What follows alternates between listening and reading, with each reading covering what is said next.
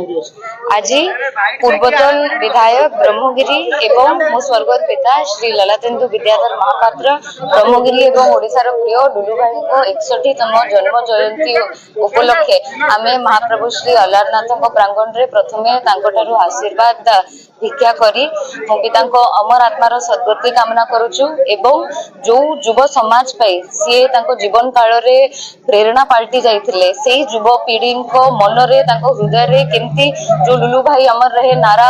सदा सर्वदा चली आसीची ताको केमती चिर काल पाई चली थाउ सेटा हमर उद्देश्य मो पिता नीति आदर्श रे अनुप्राणित बहुत एमिति लीडर्स जो मान को सी निज हाथ रे गढ़ी चंती निज हाथ रे स्नेहर सह तयारी करी चंती से माने आज विभिन्न राजनीतिक दल रे मध्य अछंती विभिन्न क्षेत्र रे मध्य समाज को सेवा जोगे दउचंती मो पिता को नीति आदर्श रे अनुप्राणित हेई आउ एटा मो पे सबुठारु बड़ गर्वर विषय मु बारंबार कहिछि मो जीवन रे मोर सबुठारु बड़ सौभाग्य होउछि एया कि मु ए जीवन रे लुलु महापात्र को झियो हिसाब रे जन्म ग्रहण करिछि एवं बक्सी परिवार रो झियो हिसाब रे जन्म ग्रहण करिछि आउ आज मो पितांकर जन्म जयंती उपलक्षे केवल तांको श्रद्धांजलि जणैबाकू चाहिबी श्रद्धांजलि ज्ञापन करबाकू चाहिबी आ या कहबाकू चाहिबी कि बाबा जोठी भी अछंती हम समस्तक हृदय रे सदा सर्वदा अमर रखंती और रहिबे।